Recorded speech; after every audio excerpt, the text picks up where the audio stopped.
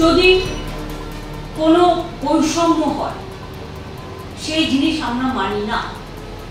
ধর্ম বৈষম্য হোক, বর্ণ বৈষম্য হোক, লিঙ্গ বৈষম্য হোক, মানব জাতির বৈষম্য হোক, এটা আমরা মানি না।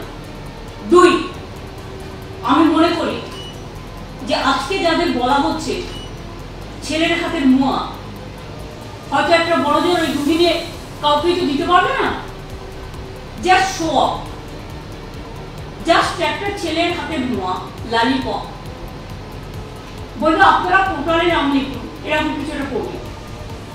তা পোর্টালে তো সব ধর্মের লোকরাই নাম লেখাবে, কিন্তু সেই নাম আদৌ কার্যকরী হয়। আর যদি আজকে ক্যা করে বলে আপনি নাগরিক, তার মানে কি এতদিন তারা নাগরিক ছিল না? ক্যা দেখিয়ে এনআরসি নিয়ে এসে কারো যারা এখানকার নাগরিক তাদের নাগরিকত্ব ক্যান্সেল করা হয়, তাহলে কিন্তু আমরা কেউ চুপ থাকবো না, আমরা স্ট্রংলি এটা প্রতিবাদ করব। আমরা আগে জানিয়ে গেলাম যেহেতু লাগু হবেই বলা হয়েছিল, মাননীয় গৃহমন্ত্রী আগেই বলেছিলেন সিএ রুলস রেগুলেশন আইন হয়ে গেছে ভারতবর্ষের সংবিধান অনুসারে, ভারতবর্ষের লোকসভা এবং রাজ্যসভা, তার রুলস রেগুলেশন শুধু হওয়া বাকি ছিল। সেই রুলস রেগুলেশন বের করে দেওয়া হবে। এর মাধ্যমে যারা উদ্বাস্তু মানুষ আছে, যারা বাংলাদেশ থেকে ওপার থেকে ধর্মীয় কারণে এপারে আসতে বাধ্য হয়েছে, তাদেরকে নাগরিকত্ব দেওয়া হবে। কারো নাগরিকত্ব এর ফলে যাবে না। এবং এবার প্রমাণিত হয়ে যাবে যে সে সময় মুখ্যমন্ত্রী মমতা বন্দ্যোপাধ্যায় মিথ্যে কথা বলেছিলেন, মুসলিমদেরকে মিথ্যে কথা বলে উস্কেছিলেন, প্রমাণ হয়ে যাবে। মুখ্যমন্ত্রী বলছে যে ঠিক এখন কেন, ভোটের আগে কেন, অন্য সময় করা যেত। অন্য সময় করলে উনি ডিস্টার্ব করতে, সেজন্য এখন করা হচ্ছে। এখন ডিস্টার্ব করতে পারবেন না, এখন কেন্দ্রীয় নির্বাচন কমিশন আছে।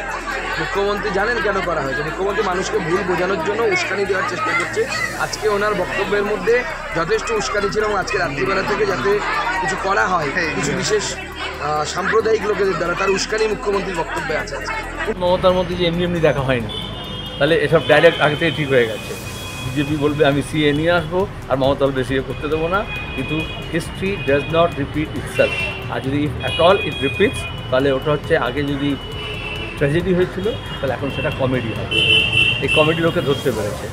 সুতরাং এটা বাইনারিতে যেমন ভাঙছে পশ্চিমবঙ্গের রাজনীতিতে, বাম শক্তি এবং তার সঙ্গে বিজেপি, তৃণমূল, বাকি সবাই আইএসএফ, কংগ্রেস সবাই মিলে একটা হওয়ার চেষ্টা করছে, তখন বিজেপি আর তৃণমূল আবার ভোটের বাজারে ওই ভাগাভাগি রাজনীতি করার জন্য এটাকে ব্যবহার করবে। কিন্তু মানুষ সচেতন, আবার নতুন করে এভাবে বালাকোট পুলওয়ামা করতে পারবে না, সিএনআরসি করতে পারবে না। মানুষ জীবন, জীবিকা, রোজগার, রুজি, চাকরি, সুরা এ নিয়ে বেশি ব্যস্ত। এটা বাংলার জন্য নয়, এটা গোটা দেশের জন্য।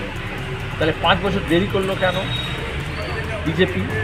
এখন যেহেতু মতুয়া সম্প্রদায়, বিশেষত যাদেরকে একদিকে আরএসএস বলেছে প্রথমে অনুপ্রবেশকারী, ইললিগাল বাংলাদেশি মাইগ্রেন্ট, মিডিয়া তখন বলেছে, এখন আরএসএস বলে না, এখন মিডিয়া বলে না।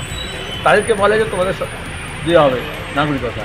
তাদের রাজ্য সরকারও ভোগাচ্ছে, কেন্দ্র সরকারও ভোগাচ্ছে। কোনো শর্ত দিয়ে নাগরিকত্ব নেওয়ার পক্ষপাতী আমরা নই। আমরা ভূমিপুত্র, এই দেশের মানে ভারতবর্ষের লোক। যদি তার প্রয়োজন হয় তাদের, যে আমরা বাইরে থেকে এসে, তাহলে ডিএনএ টেস্টটা করি। দ্বিতীয় জিনিস হচ্ছে, আমাদের কাছে যারা বাংলাদেশ থেকে হোক, 3টে দেশ থেকে যারা যখন এসছে, কখনো আমফান হয়েছে, কখন ঝড় হয়েছে, কখনো বৃষ্টি, কখনো নালা আগুন ধরে পুড়ে গেছে, কোথাও কোনো ডকুমেন্টস দেওয়ার মতন, জানি না কি ডকুমেন্টস তারা চাইবে, এখনও সেটা ক্লিয়ার করেনি। কোনো ডকুমেন্ট যদি চায়, সেটা দিয়ে পক্ষপাতী আমরা নই। তারা যদি ঘোষণা করে যে 2014 সালে 31শে ডিসেম্বর, যেটা ওরাই বলেছিল যে এই দেশের নাগরিক নিঃশর্ত, যেটা শর্ত থাকবে না, ফর্ম ভরতে হবে না, তাহলেই সেটা খুবই ভালো। আর যদি না হয়, তাহলে আমরা ধন্যবাদ বলবো। কারণ আমাদের লোকরা কোথার থেকে দেবে, সম্ভবই না দেওয়া।